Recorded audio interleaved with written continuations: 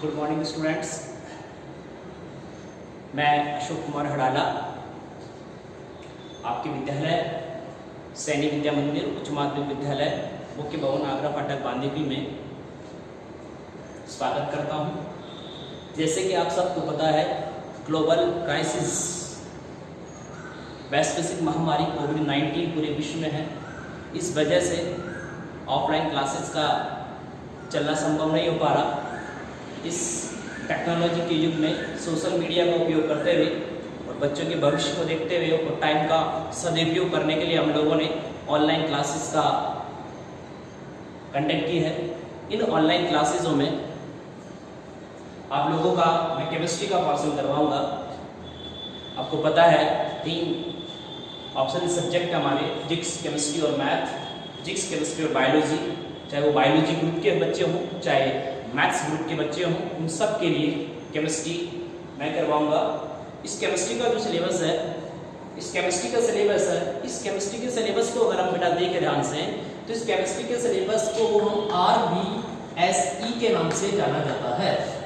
RBSE का मतलब है Rajasthan board of secondary education Ajmer. हमारे राजस्थान राज्य में यह RBSE है, वो बोर्ड की परीक्षाओं को कंडक्ट करता है, बोर्ड की परीक्षाओं का आयोजन करता है। इसका जो केमिस्ट्री का पेपर आता है, इसी केमिस्ट्री का जो पेपर आता है, इस केमिस्ट्री के पेपर की अगर बात करें तो ये केमिस्ट्री का पेपर 100 मार्क्स का होता है। ये केमिस्ट्री का पेपर 100 मार्क्स का होता है। इन 100 मार्क्स को 3 भागों में डिवाइड कर रखा है। इन 100 मार्क्स को 3 भागों में डिवाइड कर रखा है। पहला जो भाग होता है 56, 14, 30। 56, 14, 30। ये थ्योरी का पार्ट है, ये हमारा सेशनल वर्क है और ये हमारा प्रैक्टिकल है। तो टोटल बैग हमारे पास 100 हो जाते हैं। कितने हो जाते हैं? 30 नंबर का जो प्रैक्टिकल है वो आपको जनवरी फैब में होता है। ये आपके ऊपर डिपेंड है कितना इसमें आप अच्छे से कर पाए करते हो, मिलेगा। ये 40 है सेशनल, पूरे साल भर की आपकी जो गतिविधियां हैं उनको देखते हुए 14 नंबर दिए जाते हैं। इसके बाद में 56 नंबर का आपका थ्योरी का पेपर होता है। ये वाला भी पोर्शन हो जाता है बच्चों का टीचर के सहयोग से, स्टूडेंट के सहयोग से। ये वाला पोर्शन भी हो जाता है। स्टूडेंट को सबसे ज्यादा मेहनत थ्योरी में करनी पड़ती है, क्योंकि ये 56 नंबर है, ये तो आपके 30 प्लस 40 मतलब 44 नंबर तो आपके आने। अब डिपेंड करता है कि आप इसमें से कितने लेके आए। सपोज करो आपको 30 नंबर प्रैक्टिकल में मिलते हैं और सपोज करो आपको 14 नंबर सप्ताह में मिलते हैं और यहाँ आप 56 में से अगर 54 नंबर लाते हो तो आपका स्कोर हो जाता है 98। अगर आप सपोज करो 30 नंबर आपको प्रैक्टिकल में लाते हैं, 40 नंबर आपको सेशनल में मिलते हैं और यहाँ थ्योरी में आप नंबर लाते हैं 6, तो आपका जो स्कोर हो जाएगा वो हो जाएगा कितना? 50। कितना हो जाएगा? 50। उसके बाद भी आप फेल हो, क्योंकि थ्योरी में आपको मिनिमम क्वालिफाइंग नंबर लाना ही पड़ेगा। ठीक है, तो जैसे जैसे मैं आपको बताता हूँ, जैसे जैसे एक्सप्लेन करता हूँ, बातों को ध्यान से सुनना और समझना, बिल्कुल दिक्कत नहीं आएगी और आपको अच्छे से बताया जाएगी हर चीज को। अब ये जो मैं वीडियो स्कूल की तरफ से आपको प्रोवाइड कराए जा रहे हैं, इन्हें आप या तो सेव कर लें या फिर इनको पढ़ के इनसे सीख करके आप नोट्स भी बना सकते हैं। तो सबसे पहली बात, केमिस्ट्री हमारे पास जो है, इस केमिस्ट्री को हमने आपकी सुविधा के लिए या बच्चों की सुविधा के लिए बेसिकली केमिस्ट्री को 3 भागों में हमने डिवाइड कर रखा है। पहला जो पार्ट है इसका, उसे कहा जाता है इनऑर्गेनिक केमिस्ट्री, और दूसरा जो होता है उसे हम कहते हैं ऑर्गेनिक केमिस्ट्री, और तीसरा जो होता है उसे कहते हैं फिजिकल केमिस्ट्री। तो केमिस्ट्री को 3 भागों में बांट रखा है, ऑर्गेनिक, इनऑर्गेनिक और फिजिकल केमिस्ट्री। आप 12th क्लास के स्टूडेंट हो तो 12th क्लास में आपके टोटल जो चैप्टर है वो है 1 से लेकर के 17 चैप्टर है। इन 17 चैप्टर में फिजिकल केमिस्ट्री भी है, ऑर्गेनिक केमिस्ट्री भी है, इनऑर्गेनिक केमिस्ट्री भी, तीनों केमिस्ट्री में इसके अंदर मिक्सअप है। तो कुछ चैप्टर इसमें इनऑर्गेनिक केमिस्ट्री के हो सकते हैं, कुछ चैप्टर इसमें फिजिकल केमिस्ट्री के हो सकते हैं, कुछ चैप्टर इसमें ऑर्गेनिक केमिस्ट्री के हो सकते हैं। तो तीनों केमिस्ट्रियां हैं, इसमें से इनऑर्गेनिक भी है, ऑर्गेनिक भी है, फिजिकल भी है।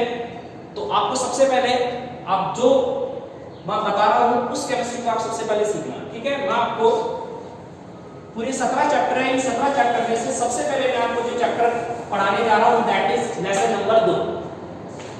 ये है मेरे पास लेसन नंबर 2। लेसन नंबर 2 का नाम है जी विलियन। लेसन नंबर 2 का नाम क्या है? विलियन। इसे अंग्रेजी में कहते हैं सॉल्यूशन।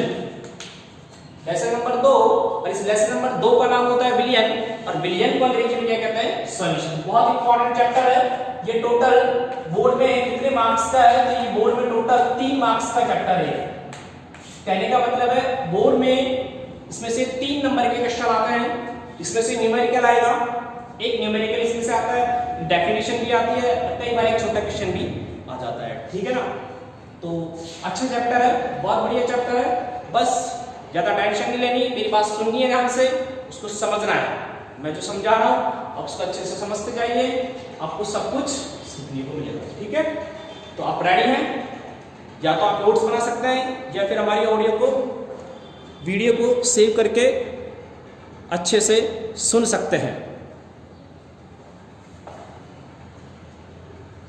सबसे पहले मैं परिभाषा की बात करता हूं। परिभाषा की अगर हम बात करते हैं तो दो या दो से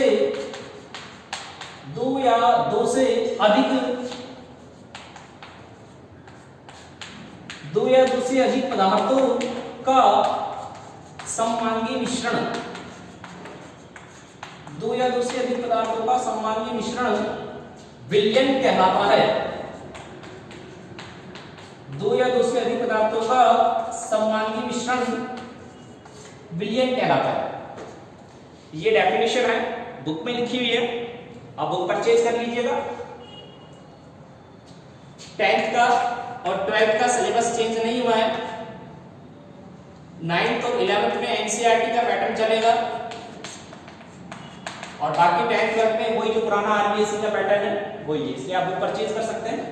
जैसे आप बुक खोलेंगे, बुक में आप चैप्टर नंबर 2 निकालेंगे, चैप्टर नंबर 2 का नाम आपको मिलेगा विलयन, और इस विलयन में आपको सबसे पहले ये लाइन लिखी मिलेगी कि 2 या 2 से अधिक पदार्थों का सममांगी मिश्रण विलयन कहलाता है। तो ये विलयन की परिभाषा हुई, 2 या 2 से अधिक पदार्थों का सममांगी मिश्रण विलयन कहलाता है।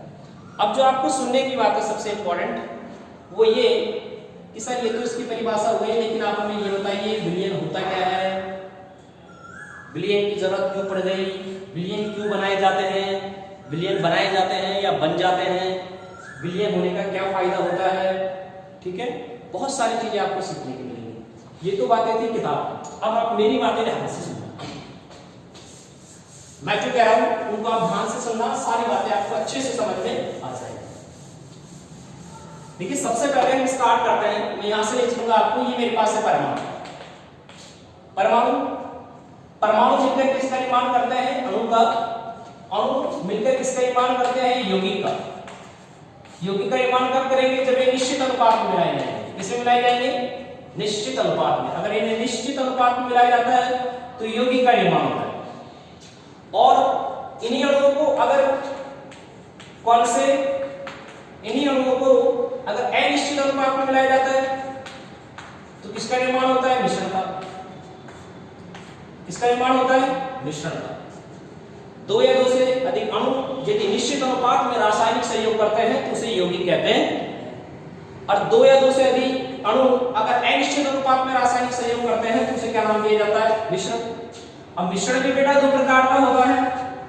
मिश्रण कितने प्रकार का होता है? 2 प्रकार का। एक हमारे पास होता है सममांगी मिश्रण, एक होता है सममांगी मिश्रण, और दूसरा हमारे पास जो होता है उसे कहा जाता है विषमांगी मिश्रण। तो 2 तरह के मिश्रण मेरे पास हो गए, एक हो गया सममांगी मिश्रण और एक हो गया विषमांगी मिश्रण। ठीक है?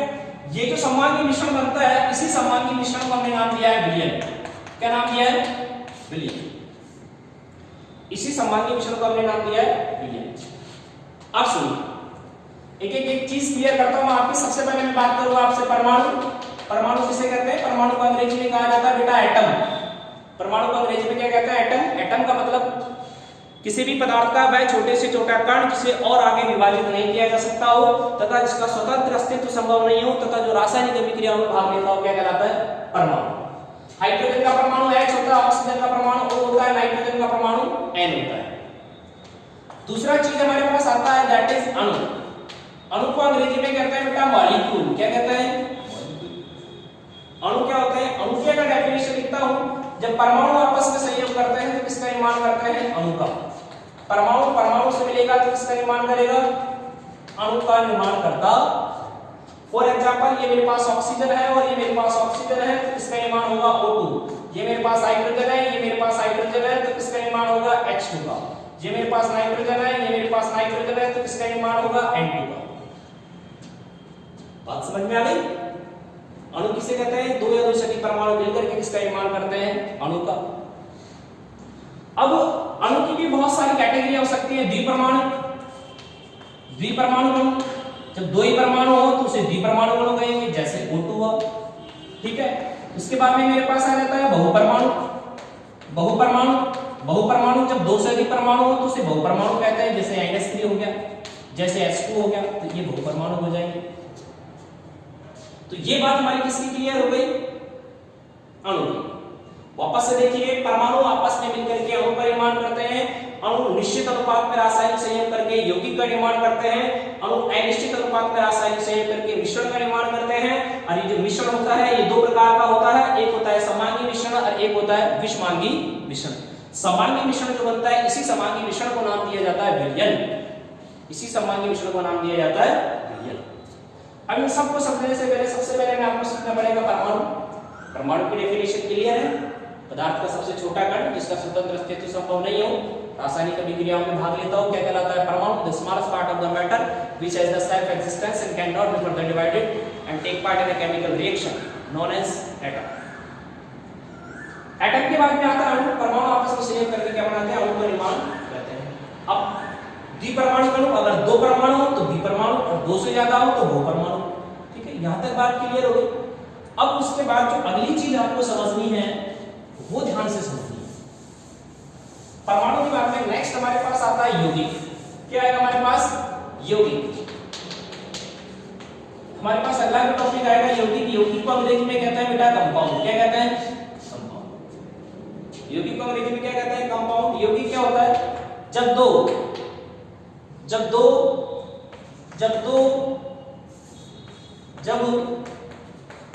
या दो से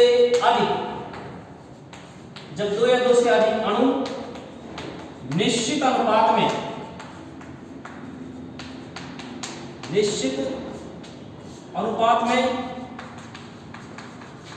रासायनिक संयोग करते हैं तो यौगिक का निर्माण होता है। करते हैं तो यौगिक का निर्माण होता है। तो यौगिक का निर्माण होता, सिंपल सी वही भाषा है। जब दो या दो से अधिक अणु निश्चित अनुपात में, निश्चित अनुपात, फिक्स रेशियो, निश्चित अनुपात में अगर रासायनिक संयोग करते हैं तो यौगिक का निर्माण होता। फॉर एग्जांपल सपोज करो मेरे पास ये H2 है और ये मेरे पास O2 है। हाइड्रोजन और ऑक्सीजन जब आपस में रासायनिक अभिक्रिया करती हैं तो जल का निर्माण करती हैं। अर्थात 2 मोल हाइड्रोजन 1 मोल ऑक्सीजन के साथ अभिक्रिया करके 2 मोल जल का निर्माण करते हैं। तो ये फिक्स है, हमेशा 2 मोल हाइड्रोजन 1 मोल ऑक्सीजन के साथ रासायनिक संयोग करेगी। तो ये निश्चित अनुपात में रासायनिक संयोग कर रहे हैं। अगर ये निश्चित अनुपात में रासायनिक संयोग कर रहे हैं तो फिर इसे कहा जाएगा यौगिक। क्या कहा जाएगा इसे? यौगिक। एक और एग्जांपल है मेरे पास है N2 + 3H2। जब ये दोनों अभिक्रिया करेंगे तो क्या बनाएंगे? 2NH3। 2NH3। यहाँ नाइट्रोजन का अनुपात 1 है, हाइड्रोजन का अनुपात 3 है। अर्थात 1 मोल नाइट्रोजन 3 मोल हाइड्रोजन के साथ अभिक्रिया करके 2 मोल अमोनिया बनाती है। ये निश्चित अनुपात में संयोग कर रहे हैं, तो इसका मतलब ये क्या है? यौगिक। तो यौगिक की परिभाषा हो गई, जब दो या दो से अधिक अणु निश्चित अनुपात में अगर रासायनिक संयोग करते हैं तो उसको यौगिक का निर्माण होता है। H2O एक यौगिक है। H2O एक अणु भी होता क्योंकि परमाणु से मिलकर बना है, इसलिए अणु है। अब इसमें एक हाइड्रोजन का अणु काम में आ रहा है और एक ऑक्सीजन का अणु काम में आ रहा है, तो ये क्या हो गया? यौगिक भी हो गया। ठीक है, अब ये देखो निश्चित अनुपात में संयोग कर रहे हैं, निश्चित अनुपात में, ये निश्चित अनुपात में संयोग कर रहे हैं, तो इसका मतलब ये यौगिक है। NH3 एक क्या है? यौगिक है। दो या दो से अधिक अणु आपस में मिलकर के क्या बना रहे हैं? निश्चित अनुपात में संयोग कर रहे हैं, तो यौगिक का निर्माण होता है 1:3। तो ये फिक्स है। जल के अणु का निर्माण करने के लिए हाइड्रोजन और ऑक्सीजन हमेशा 2:1 में रासायनिक संयोग करेंगे और नाइट्रोजन और हाइड्रोजन हमेशा 1:3 में रासायनिक संयोग, 3:1 में रासायनिक संयोग करते हैं। तो ये तो बात हो गई यौगिक। अब यौगिक के बाद में जो नेक्स्ट चीज हमारे पास आती है वो आती है मिश्रण। क्या आती है? मिश्रण। युग्गिक के बाद नेक्स्ट हमारे पास जो चीज आती है दैट इज मिश्रण। मिश्रण किसे कहते हैं, सुनिए ध्यान से। मिश्रण, पहली बात है मिश्रण को अंग्रेजी में कहते हैं मिक्सर, MIXTUR, मिक्सर। मिक्सर क्या होता है, जब दो या दो से अधिक, जब दो या दो से अधिक अणु अनिश्चित अनुपात में संयोग करते हैं, अनिश्चित अनुपात में संयोग करते हैं, संयोग करते हैं, तो इसे मिश्रण कहते हैं, तो इसे मिश्रण कहते हैं। जब दो या दो से अधिक, जब दो या दो से अधिक अणु अनिश्चित अनुपात में संयोग करते हैं तो किसका निर्माण होता है, मिश्रण का निर्माण होता। सपोज कीजिएगा ये मेरे पास क्या है, ये मेरे पास एक बीकर है, ये मेरे पास क्या है, बीकर है, और ये मेरे पास क्या है, बीकर है। ये मेरे पास तीन बीकर है, इस बीकर के अंदर भी क्या है मेरे पास, इस बीकर के अंदर 100 ml वाटर है, 100 ml वाटर है। इस बीकर के अंदर भी मेरे पास क्या है, 100 ml वाटर है। इस बीकर के अंदर भी 100 ml वाटर है, और इस बीकर के अंदर भी मेरे पास क्या है, 100 ml वाटर है। तीन बीकर है, तीनों के अंदर 100 ml वाटर है।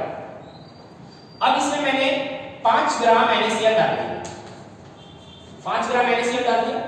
NaCl इसके अंदर घुल जाएगा, मतलब NaCl इसके अंदर डिसॉल्व हो जाएगा। अब मैंने क्या किया, इसके अंदर 5 ग्राम मैंने इसमें NaCl भी डाला, और प्लस मैंने इसके अंदर 5 ग्राम मैंने इसके अंदर सुक्रोज भी डाला। सुक्रोज मतलब C12H22 हो गया।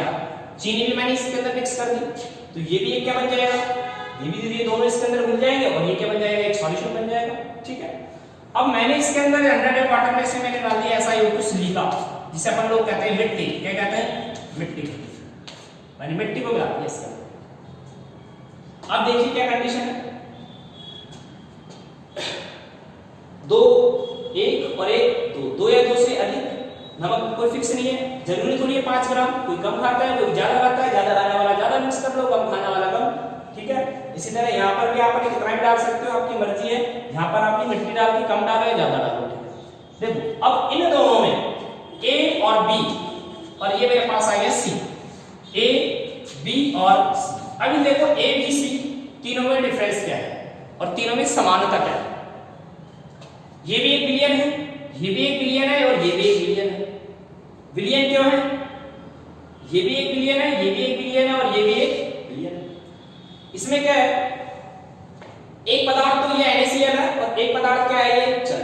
तो दो पदार्थ हो गए इसमें। देखो 1 2 और 3 पदार्थ हो गए, इसमें कितने हो गए, 2। तो 2 या 2 से अधिक पदार्थों का समांगी मिश्रण क्या कहलाएगा, विलयन कहलाता है। अब सर ये समांगी है विषमांगी, इसका कैसे पता लगेगा, तो यहां पर एक शब्द आया मेरे पास समांगी।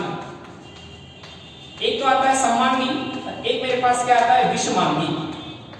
एक शब्द मेरे पास आता है समांगी, और एक शब्द मेरे पास क्या आता है, विषमांगी। समांगी से मतलब क्या होता है, समांगी का मतलब होता है सीधा सीधा, अगर किसी विलयन का रासायनिक संगठन समान है, अगर रासायनिक संगठन समान है तो उसे समांगी कहा जाएगा, और रासायनिक संगठन अलग अलग है तो उसे विषमांगी कहा जाएगा। ये आपने 100 ml पानी लिया, इस पानी में आपने थोड़ा सा NaCl डाल दिया, अब आप इसको टेस्ट करके देखिए, चाहे यहां से टेस्ट करके देखिए, चाहे यहां से टेस्ट करके देखिए, आपको सेम टेस्ट आएगा। मतलब इस पूरे मिश्रण का रासायनिक संगठन एक जैसा है। अगर इसका रासायनिक संगठन एक जैसा है तो बताओ ये समांगी होगा या विषमांगी होगा, समांगी होगा। पहली बात तो ये मिश्रण है। मिश्रण ये इसलिए कि सर आपने दोनों पदार्थों को अनिश्चित अनुपात में मिलाया है, तो ये मिश्रण है। अब मिश्रण में कौन सा मिश्रण है, समांगी मिश्रण है। इसमें भी आ जाओ, इसमें देखो ये भी समांगी बनेगा, पूरे का रासायनिक संगठन एक जैसा है, समांगी बनेगा। ये समांगी बनेगा, ये समांगी नहीं बनेगा, ये विषमांगी बनेगा। क्यों, क्योंकि इसके अंदर मैंने मिट्टी को डाला है। मिट्टी के अंदर क्या, मिट्टी के कणों का आकार बड़ा होता है, इसलिए इन पर ग्रेविटी लगती है, ग्रेविटी के कारण ये पहनने में आ जाते हैं। ऊपर तो आ जाएगा पानी और नीचे क्या रह जाएगी मिट्टी, ऊपर तुम पानी पानी और नीचे मिट्टी मिट्टी, तो क्या ये समांगी हुआ, विषमांगी हुआ, ये विषमांगी हुआ। ये दोनों समांगी है, इन दोनों को कहा जाएगा विलयन। इसे विलयन नहीं कहा जाएगा, इसको विलयन तो हम कह सकते हैं लेकिन वास्तविक विलयन नहीं कहेंगे, इसे कहेंगे अवास्तविक विलयन, और इन दोनों को हम कहेंगे वास्तविक विलयन, और इसे हम क्या कहेंगे, अवास्तविक विलयन। ठीक है ना। इस चैप्टर में जिस विलियन की बात कर रहा हूं, मैं कौन से विलियन की बात कर रहा हूं, मैं बात कर रहा हूं वास्तविक विलियन की। कौन से विलियन की? वास्तविक विलियन। वास्तविक विलियन को अंग्रेजी में हम कहते हैं ट्रू सॉल्यूशन। तो अब आपको मेरी बात समझ में आ गई हो गई कि सर चैप्टर नंबर 2 पढ़ाने की कोशिश कर रहे हैं, और चैप्टर नंबर 2 सर हमको पढ़ाएंगे जो विलियन के बारे में पढ़ाएंगे, और विलियन के बारे में भी जो पढ़ाएंगे वो कौन से विलियन के बारे में पढ़ाएंगे? वास्तविक विलियन के बारे में पढ़ाएंगे। ठीक है, वास्तविक विलियन क्या होता है सर? वास्तविक विलियन एक समवायी मिश्रण होता है, इसका दो या दो से अधिक पदार्थों का समवायी मिश्रण होता है, उसे विलियन कहते हैं। इसमें दो पदार्थ है, समवायी मिश्रण बन रहा है तो ये विलियन है, और विलियन वास्तविक विलियन है। इसमें दो या दो से अधिक पदार्थ है, समवायी मिश्रण बन रहा है तो ये विलियन है, और ये वास्तविक विलियन है। इसमें भी दो या दो से अधिक पदार्थ मिल रहे हैं, ये समवायी मिश्रण नहीं है, ये विषमांगी मिश्रण है, तो इसलिए ये विलियन तो है पर वास्तविक विलियन नहीं है, अवास्तविक विलियन है। केमिस्ट्री की लैंग्वेज में इसे कहा जाता है निलंबन। केमिस्ट्री की लैंग्वेज में इसे कहा जाता है निलंबन। इसके बारे में हम लेसन नंबर 5 में डिटेल से डिस्कस करेंगे। बात समझ में आ गई? एक सिंपल सा एग्जांपल, सपोज करो आपकी मम्मी ने चाय बनाई, और चाय बनाने के बाद चाय फीकी रह जाती है, और चाय बनाने के बाद अगर चाय फीकी रह जाती है तो आपके पास दो ऑप्शन है। ऑप्शन नंबर 1, पहला तो ये कि मम्मी है ना आपको चीनी लेके आई थोड़ी सी और आपकी चाय में डाल दी। आपकी चाय में चीनी डाली, आप उसको थोड़ा आपने डिसॉल्व किया और उसे पीना स्टार्ट कर दिया। तो शुरू में तो आपको चाय फीकी लगेगी, लेकिन लास्ट में अचानक से मीठी लगेगी। तो शुरू का कंपोजिशन और लास्ट का कंपोजिशन सेम था? नहीं था। तो वो समवांगी था या विषमांगी? विषमांगी था। एक कंडीशन ये हो सकती है, मम्मी ने चाय बनाई, चाय फीकी रह गई, अब मम्मी दो चीजें साथ में लेके आती है, एक चम्मच और एक चीनी। चीनी आप उसके अंदर डालते हो, चम्मच से आप उसको डिसॉल्व करते हो, फिर उसके बाद आप पीजिए तो आपको बताओ पूरा टेस्ट एक जैसा आएगा, चीनी इसके अंदर से घुल जाएगी। तो समवांगी व विषमांगी? समवांगी। ठीक है, तो समवांगी मिश्रण को ही हम क्या कहते हैं? विलियन कहते हैं। तो बेटा ये चीजें आपको क्लियर होनी चाहिए कि विलियन कैसे बनता है। सबसे पहले हमने सोचा हमारे पास था परमाणु, परमाणु को हमने मिक्स किया तो अणु बन गया, फिर अणु जब आपस में अनिश्चित अनुपात में मिले तो यौगिक बन गया, और अणु जब अनिश्चित अनुपात में मिले तो क्या बन गया? मिश्रण बन गया। और ये मिश्रण भी दो प्रकार का होगा, समवांगी और विषमांगी।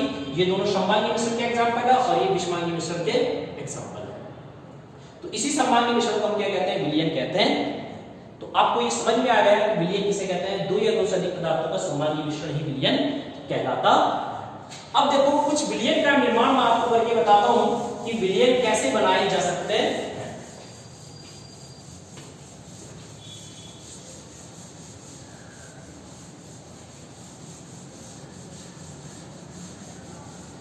पहला मैंने यहां पर लिखा NaCl का जलीय विलियन। NaCl का जलीय विलियन, इसका मतलब ये हुआ कि NaCl को जल में घोल रखा है। ये मेरे पास एक बीकर है, इस बीकर के अंदर मेरे पास 100 ml वाटर है, इसमें मैंने NaCl को डिसॉल्व कर दिया, NaCl को मैंने इसके अंदर घोल दिया, तो ये NaCl का जलीय विलियन हो गया। दूसरा मेरे पास आएगा सुक्रोज का जलीय विलियन। दूसरा मेरे पास आता है वो आता है सुक्रोज का जलीय विलियन। तो सुक्रोज के जलीय विलियन की अगर हम बात करते हैं तो सुक्रोज का जलीय विलियन क्या होगा? ये मेरे पास एक बीकर है, इस बीकर के अंदर क्या 100 ml वाटर है, और इस 100 ml वाटर में मैंने C12H22 हो गया चीनी को मिक्स कर दिया। जब मैंने इस के अंदर चीनी को मिक्स कर दिया तो ये भी एक विलियन बन गया। ठीक है, इसे कहेंगे सुक्रोज का जलीय विलियन और इसे कहेंगे NaCl का जलीय विलियन। ठीक है, यहां तक बात समझ में आ गई। अब देखिए जब विलियन बनाया जाता है तो आपके पास ये बीकर है, इस बीकर के अंदर आप किसी चीज को लेते हो और एक किसी चीज को मिक्स करते हो, तो दो कंपोनेंट आपके पास हो गए। एक हो गया अवयव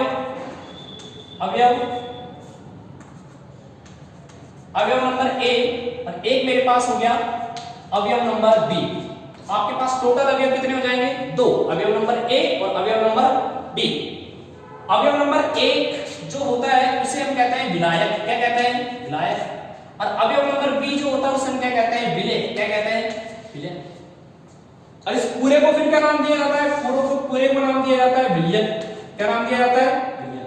तो सिंपल सी बात है कि मैं अगर आपसे कहूं विलियन क्या होता है, तो विलियन किससे मिलकर बनता है? विलियन एक तो मिलकर बनता है विलेय से, और एक किससे मिलकर बनता है? विलायक से। एक विलेय से और एक विलायक से। विलेय को अंग्रेजी में कहते हैं सॉल्यूट, और विलायक को अंग्रेजी में कहते हैं बेटा सॉल्वेंट। क्या कहते हैं? सॉल्वेंट। यहां पर NaCl सॉल्यूट है, H2O सॉल्वेंट है, यहां पर C12H22O11 सॉल्यूट है, और H2O क्या है? सॉल्वेंट। सर अवयव क्या होता है? अवयव का मतलब होता है वे पदार्थ जिनसे विलयन का निर्माण होता है उन्हें अवयव कहा जाता है। तो विलयन का निर्माण करने के लिए दो अवयवों की जरूरत पड़ेगी, एक तो पड़ेगा विलायक और एक क्या पड़ेगा? विलय। तो अवयव की डेफिनेशन, वे पदार्थ जिनसे विलयन का निर्माण होता है अवयव कहलाते हैं। सामान्यतः एक विलयन में दो अवयव हो सकते हैं, एक विलायक हो सकता है और एक क्या हो सकता है? विलय हो सकता है। ठीक है, तो विलयन के लिए विलयन बराबर हो जाएगा विलय प्लस विलायक। विलय को अंग्रेजी में कहेंगे सॉल्यूट, इसे क्या कहेंगे? सॉल्वेंट। NaCl क्या है? सॉल्यूट है और ये क्या है? सॉल्वेंट है। ये C12H5 हो गया, ये चीनी और ये जल, ये नमक का जलीय विलयन और ये चीनी का जलीय विलयन है, सुक्रोज का जलीय। तो ये हमारे पास क्या होता है? विलयन होता है। ठीक है, इतनी बातें आपको समझ में आ गई। नेक्स्ट अगली क्लास में डिस्कस करेंगे। Thank you.